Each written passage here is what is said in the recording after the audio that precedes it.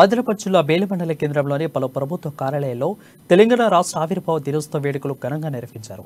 తహసీల్దార్ కార్యాలయంలో నవాబు సర్ఫరాజ్, ఎంపీటీఓ కార్యాలయ ఎంపీపీ వనిత, అటవీశాఖ కార్యాలయంలో ఇన్ఛార్జ్ అధికార రవి, పీహెచ్సీ వైద్యాధికారి కృష్ణవంశీ జాతీయ పతాకాలను ఎగరవేశారు.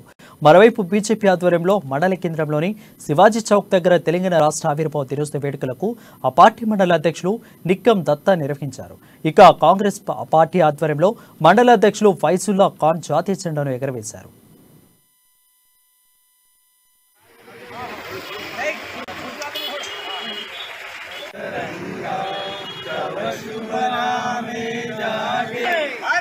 అన్ని శాఖలలో ఈ పండుగని బాగా జరుపుకుంటున్నాం.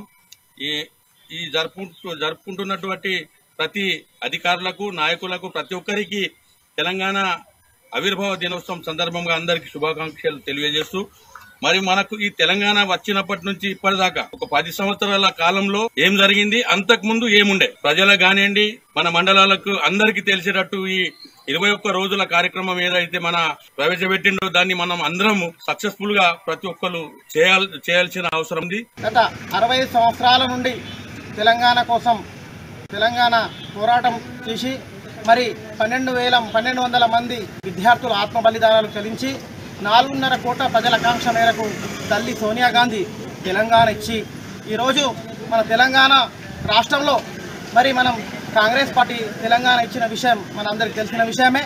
కానీ ఇప్పుడు మనం చూస్తూ ఉంటే ఈ తెలంగాణ మనం ఏదైతే నిధులు, నీళ్లు, నియామకాల కోసం తెలంగాణ పోరాడి తెచ్చుకున్నటువంటి తెలంగాణలో ఈరోజు ఒక దొరల యొక్క పాలన నడుస్తూ ఉంది.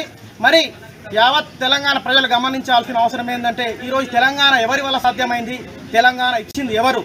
2 ఎంపీల వల్ల తెలంగాణ రాష్ట్రం టీఆర్ఎస్ తెచ్చి ఉండేదా? రాడు అమ్మ సోనియా గాంధీ ఒక పక్క